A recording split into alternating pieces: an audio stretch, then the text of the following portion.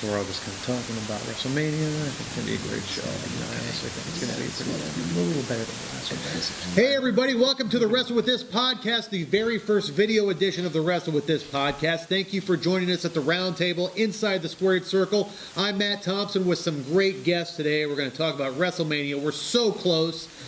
Joining us today, Peyton, as always. And also, Anthony, you want to kick us off with... Adam, I'm sorry, I said the wrong name. No, you're fine. Okay. I'm Adam Mueller. That's why we're doing introductions, exactly. is because I can't do it. No, so you're fine. I'm Adam Mueller. Peyton Payne. The Kyle Wells. Anthony Mueller. So but there is an Anthony at the table. I didn't just pull that name out of a hat. So we're talking about WrestleMania. It's almost here. Like I said, we're going to go through the card, at least the parts of the card that we want to talk about, and see what our wrestling experts here have to say about it. You guys want to start at the top of the card or the bottom? Whatever you want to choose. Whatever you choose, Matt. You know what? Let's talk about the world title matches. There are two really good ones. I know we've got some SmackDown fans and some Raw fans here. I think the more interesting build, the longer build, has definitely been the Goldberg versus Brock Lesnar. It goes all the way back to WrestleMania 20. How do we think this is going to shake out? I think everybody's predicting that Brock Lesnar is going to beat Goldberg in like a 1-minute match and take the title. I disagree. I think the whole thing of Goldberg, this being his last match and all that, I think they want you to think that. I think Goldberg will beat Brock Lesnar and keep the title, and he'll either vacate it the next night or he'll keep going all the way to SummerSlam. I'm going to choose the Beast, and he's going to conquer the Goldberg because Goldberg won't be next. Goldberg will lose. Brock Lesnar will conquer Goldberg and then set up a title for someone else with Brock Lesnar down the road. I like consistency, so I'm going with the clean sweep. I think Goldberg is going to defeat Brock Lesnar. He will retain the Universal title. And I've got a theory. I've got two of them for the next night on Raw. You have Goldberg come out. If this really is his last, hoorah, he vacates the title and he rides off into the sunset. Or if you want to go a different direction, this is the best thing about it would be to have a new wrestler like a Roman Reigns start a feud with Goldberg. That's just an option they have on the table. But as far as WrestleMania goes, Goldberg, still your champ. For WrestleMania, in the Goldberg-Lesnar match, I'm going to go with Lesnar winning. I think Lesnar is going to conquer Goldberg. Spear, jackhammer, not going to happen. I think if Goldberg wants to prove fans wrong, the match should last longer than 5 minutes. That's all I'd say. Okay, let's say over under 6 minutes. What do you call? I'm going over. I think they're going to go over 6 minutes. I would love to see them hit double digits, so I'm going over. I'm going to agree with Kyle on that one. I think they'll go over about maybe 7, maybe 10. I think the squash matches that have been happening is just trying to rebuild Goldberg the way he used to be. I think he still can go over 5 minutes. I think they're going to hit at least 12 minutes. The fan in me wants to say over, but I'm going to go under. Under 6 minutes? Okay. Over under 2 jackhammers. Ooh. Definitely 2 jackhammers. Definitely 2? I think he'll hit him with at least 2, maybe even 3 spears, and definitely 2 jackhammers. I'm going over. I think to beat a guy like Brock Lesnar, you got to do more than 2 jackhammers. We're going to see 3 jackhammers. I'm going to go under. You're only going to see 1 jackhammer, but I'm going to say you're going to see 3 F5s. Wow. Yeah, I'm going to go over. I'm going to say Brock Lesnar will hit 3 F5s. And then maybe Goldberg might hit 3 jackhammers and 3 spears. Okay, this is probably the marquee event on the card. It's probably going to be the, when you see the 2 faces on the WrestleMania banners, it's going to be Goldberg and Lesnar. Does this match close the show? Yes. And should it? Yes. I say it should. It should close the show because it has been the most anticipated match for the last couple of weeks. For the last year. It goes back to, like you said, WrestleMania 20. So I'd say let it. If it's the most anticipated match, then they need to make it longer than a 5-minute squash match. But to me, I don't think this match needs to close the show.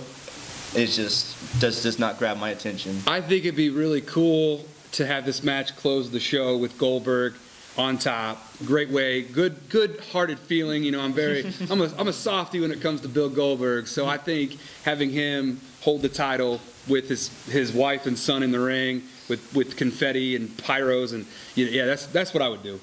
All right, how about the other world title match on the card, the SmackDown Live title match between Bray Wyatt Randy Orton, the family breaking apart. Where do you guys fall on the excitement level on this, and how is it going to shake out? I'm way more excited for this title match than the Universal title match, based upon the fact that with Bray being able to capture get his push and capture the title now, you need to keep the title on him to solidify him the Eater of Worlds and the new face of fear. So keeping the title on him and beating Randy will help him tremendously going forward. This has been a cluster truck.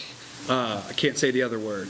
It's been a cluster truck. I mean, they had a botched Royal Rumble with AJ going over first, where Luke Harper was supposed to win, but then that got all screwed up. And then, you know, Randy Orton saying that he's not going to face Bray Wyatt at WrestleMania because he pledged his allegiance to the Wyatt family. Man, it's been all over the place. Now, that could be a work. It could all be mind games. But when it comes to this final, just say all, I've got Bray Wyatt winning clean over AJ Styles and is still the SmackDown Live.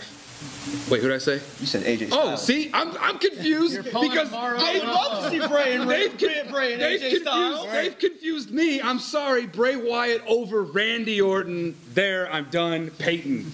I think you said it could be a work, that build up. I don't think it's a work. I think it's just bad storytelling. I think I was giving them the benefit of the doubt.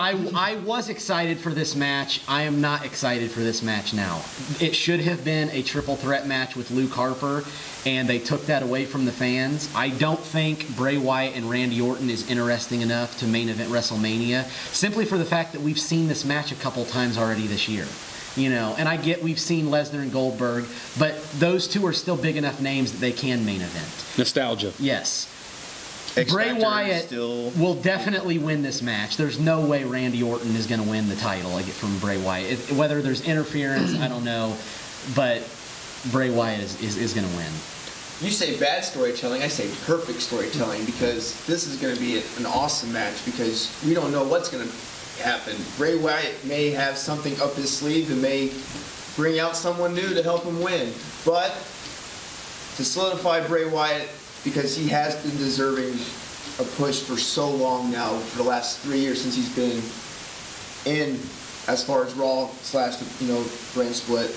But this is the perfect time for Bray Wyatt to win clean and progress himself as new face of fear and take on the next person in line, which will be Luke Harper. Were we all Bray Wyatt? The X Factor in this match can still be Luke Harper. 2 questions about this one. Is Luke Harper being built up to be a fan favorite in the scope of Daniel Bryan, where it's like they keep taking things away from him in order to get the fans behind him? I would say yes, because Luke Harper hasn't been on. We haven't seen him, so it could be. We can expect the unexpected at WrestleMania. That's what I like about WrestleMania. Expect the unexpected. Luke Harper is one of the most underrated superstars on the roster, and one of the most underrated big men that we've ever seen. I think that it is his time to actually embrace the solo push that he's been given, and I wouldn't be too surprised if Luke Harper, won the Andre the Giant Memorial Battle Royal. You brought up that point too, Kyle, because I was just running through my mind right there. I think it'd be a good place to have him. Yeah, if he's not a part of the WWE title match, then there's another perfect choice to win the Andre the Giant Battle Royal right there, if you think about it, in Luke Harper. So he's either involved in the match or he's not. And if he's not involved in the match, then what Kyle just said, making the point of him in the Andre the Giant Battle Royal, that would be a huge push for him in his solo fan. And personally, I do think he's going to be embracing the fan favorite, and they're looking to have him be the face. Let's put him over, fans. Yeah. Let's put him over. All right, and the weird part about this conversation is the name that didn't come up at all was Randy Orton, and he's the opponent in the match. Because nobody cares about Randy. Is the fact that nobody's talking about him, nobody talked about him winning the Rumble, nobody's really talking about him going into this match, is it a sleeper that he may walk away with the title? That's a possibility. I mean, he's been away. I mean, he kind of hasn't had the title for almost a year now, so it could be one of those matches where he sneaks in and gets it, but I don't know. You can talk about Bray Wyatt winning clean. It's at the end of the day, it's going to be predictable. What's going to happen is Luke Harper's going to interfere, and it's going to look like he's going to screw Bray, and he's going to knock out Randy Orton, and he's going to help Bray retain the title, and he's going to go back to being a part of the Wyatt family. That's what's going to happen. Randy can be a sleeper based upon the fact that he won the Rumble and then all of a sudden displedged his allegiance to Bray, but then also didn't even acknowledge the fact that he had won the Rumble too. So now that he got away from Bray, but now is going back to reclaiming his #1 contender. It is crazy that we're throwing the word sleeper around a guy like Randy Orton. A 10-time world title holder? Yeah, I mean he is remember how many titles he's had. Future Hall of Famer, no questions asked about that. As far as him winning the Rumble, it really truly was out of nowhere. And I think that we might actually be sleeping on a guy like Randy Orton in this match, which is just really weird to say, just because of the decade that we've seen him dominate. But I would like to see Bray Wyatt win this match clean. Okay, well, let's jump around a little bit on the card. One of the big topics going around about this WrestleMania is wasted potential. There are some big names that people think might not be in the most prestigious matches. AJ Styles, John Cena, The Miz, even Shane McMahon to some extent. Do you guys feel like the matches they're in are worth their names and their brands, or do you think they'll live up to potential? I just want to say, John Cena. Anybody who knows the Kyle Wells knows that I love John Cena. Do we even have to talk about this match? But what I want to say, and I'll make it real quick, is I love the build-up of John Cena and Nikki Bella versus Maurice and Miz. They have done a fantastic job building this match up. I think that John Cena and Nikki Bella are going to be victorious, and here is my ultimate prediction. If he proposes in the middle of the squared circle in front of the world, John Cena will propose to Nikki Bella, and it's gonna happen. If that happens, and it's gonna happen. Do the fans boo the proposal? No way! It is gonna be a cheering moment. I'll be cheering for it. I don't know if they're gonna choose to cheer or boo based upon the fact that I do love the point that Kyle bringing up. John Cena, The Miz, Maurice, and Nikki Bella, that had fans, when it initially was reported, throwing everything around going, why are you going to put this match together? This doesn't make sense. But when the first promo of Miz TV happened with John Cena as his guest, they put that match way over for fans. And the promotional work that those two have done is the best I've seen those two done in a while. And it had me wanting to throw my stuff initially, but now I'm intrigued in seeing this match happen because Maurice is a very good diva superstar. A women's superstar, sorry, not diva. She is a very good women's superstar. She was the initial longest reigning women's superstar champion initially, before Nikki Bella broke her streak. So you're going to see two good women's superstars going at each other, and you're going to see The Miz and Cena go at each other based upon the promotional work that they have done inside that ring, which has been hot so far. So on this side of the table, I'm hearing not wasted potential. Over here, are superstars being wasted? I'm going to say this is a match where, yes, the talk has been heavily good, but I think it's so far beneath Cena. You know what? I'd rather have seen Cena take on Undertaker this year. I'm going to pretend that you didn't just say it's over with fans. Because this match... It's over with these two fans. It's over. This is a match... I'm glad I'm here in the middle. This is a match that should not be taking place on... No matter how good the promos have been, this is not a match that should be taking place at WrestleMania. Well, you know why they're doing it. Because John Cena is going to propose to Nikki Bella. If it happens, I hope the crowd starts throwing their sodas and stuff in the ring. Because it's going to be terrible. But what if the popcorn hits the candy? And let's just, I want to change the subject. Well, I just want to say, I think it's safe to say that no one's going to confuse Cena and Bella for Miss Elizabeth and Savage. That's not going to be the touching moment. You want to talk? You're never going to touch that moment. You can't touch that moment. About underutilized talent and who is in a match this year that doesn't deserve to be in the match. That person is The Undertaker. Roman Reigns should not be facing The Undertaker this year. The Undertaker is too big of a name for Roman Reigns to be fighting. As much heat as Roman Reigns has had, and as much as people hate him, and not the good kind of hate him, For The Undertaker, what could be his final match, it's beneath him. And notice the shirt that he's wearing too. Yeah. He's very pro Taker, and I'll take this approach. Vince, there's no secret whatsoever. Vince loves Roman Reigns, and he has billed him as the next superstar, the next John Cena, but in his Roman Reigns-esque. I think having Roman Reigns Taker. I want The Undertaker versus Sting at WrestleMania. I'm holding out for that match, hopefully next year at WrestleMania 34.